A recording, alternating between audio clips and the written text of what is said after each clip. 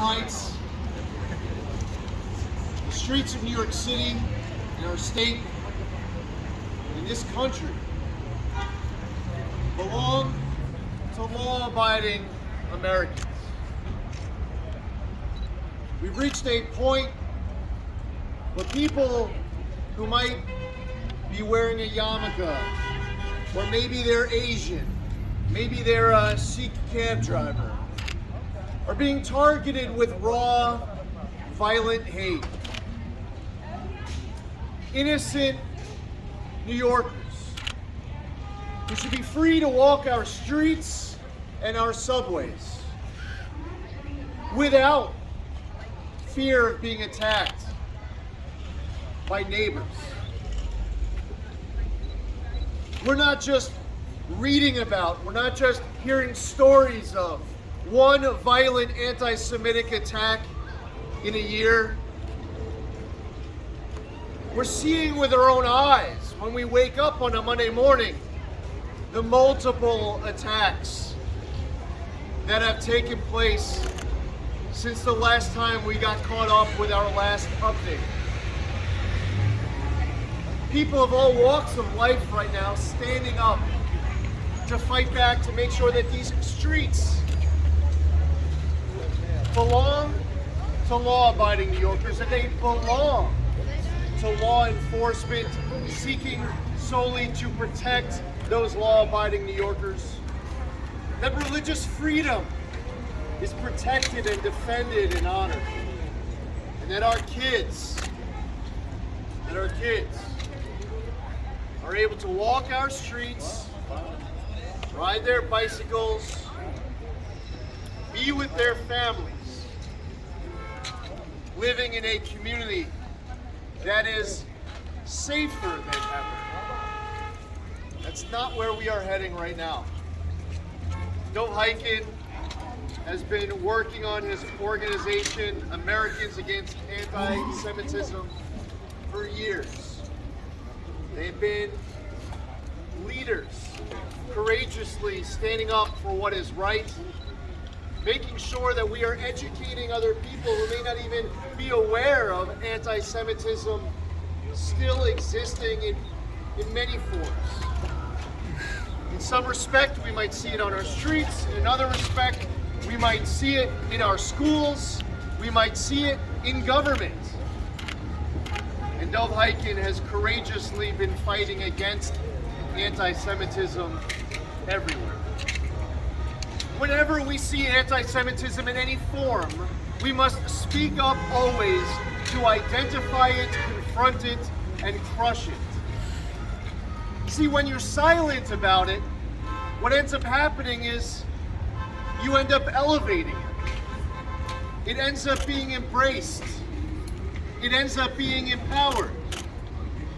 People who advance anti-Semitism, if they do not meet resistance, will continue to push forward with their hate, to recruit others to be part of promoting anti-Semitic ideals and pursuits on our streets, in our classrooms, and in government.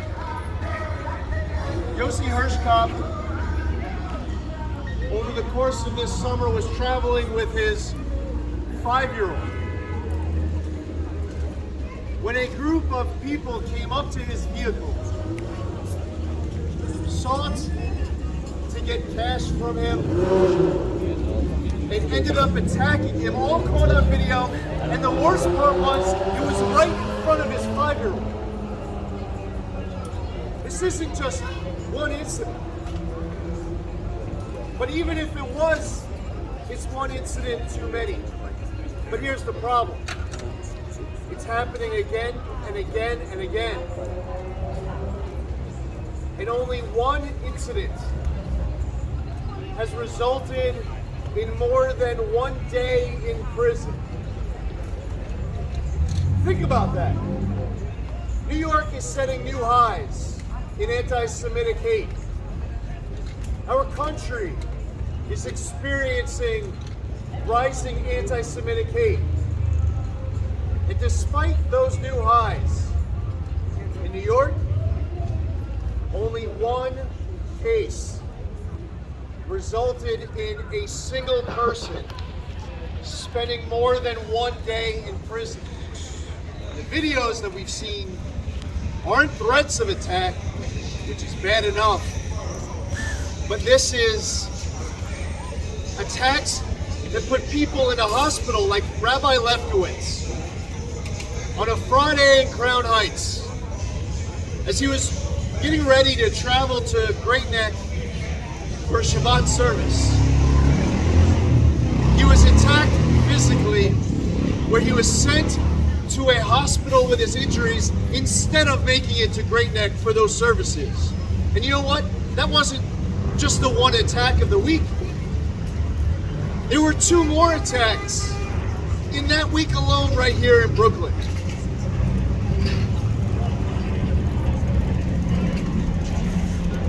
According to Americans Against Anti-Semitism's report since 2018, 118 adults have been arrested for anti-Semitic hate crimes. Only 1 has served even a single day in prison.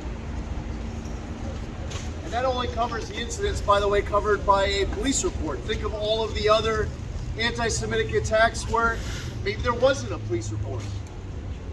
In 2021, New York State led the entire nation in anti-Semitic incidents with 416.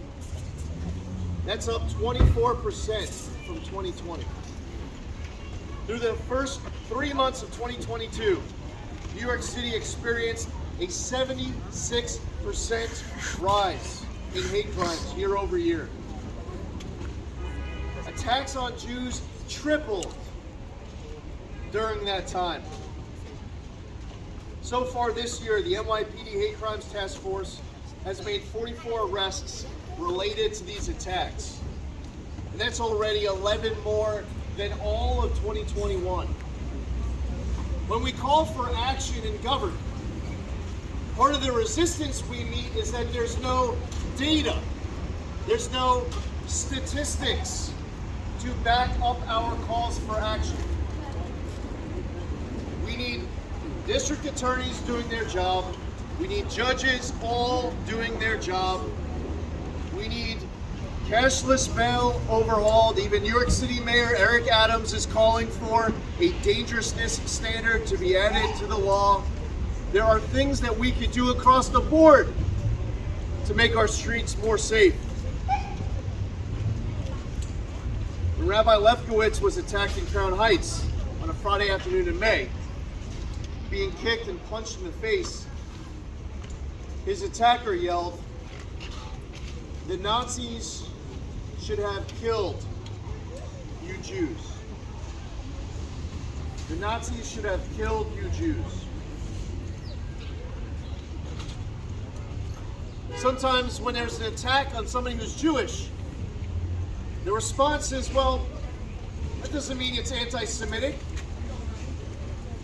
And how often is it? The more and more and more that we learn of the facts of these individual cases, we find out that is exactly what it is.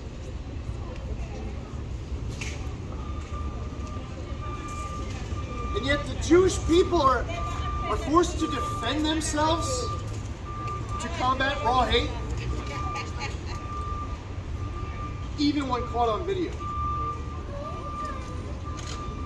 We're here today to stand in solidarity with Jewish residents of the Crown Heights and Brooklyn communities of all ages, of all genders. And if you want to know why we do it, Yossi Hirschkopf isn't here to speak today for Yossi Hirschkopf. I'm not here today to speak for Yossi Hirschkopf and Dove, Councilman Yeager, and others who you'll hear from. It's not for Yossi. Don't take this the wrong way. You know who this is really for? Look at these kids. Let me pass. What kind of a street will they have 5 years from now here in Crown Heights? It's up to all of us to do everything in our power to to make sure that these streets are safe for them. Because guess what? When I was growing up, kindergarten through 12th grade, and my mother was a yeshiva teacher in Canarsie when I was a kid, 4th grade teacher. I will tell you that from kindergarten through 12th grade, through college, through 4 years on active duty in the Army, you know that I never once encountered anti-Semitism? Think about that. When we talk about a street, a world that is free of anti-Semitism, I come from a generation where we experienced growing up kindergarten through 12th grade, college, law school, 4 years on active duty. Not only did I not ever once experience anti-Semitism, I didn't even have a Jewish friend or neighbor or stranger around me who was experiencing anti-Semitism. That's how close we were. It should be the first of many generations never to experience anti-Semitism. But these kids, they've already experienced it time and again in their own streets. Yossi's 5-year-old saw it firsthand from that car. Our first speaker before we get to Yossi is Dov. Dov Hyken is a former state assemblyman, but he has continued to serve in capacities that become more and more important by the day. I'm grateful for his leadership and his strength for being here. Without any further ado, former Assemblyman Dov Hyken.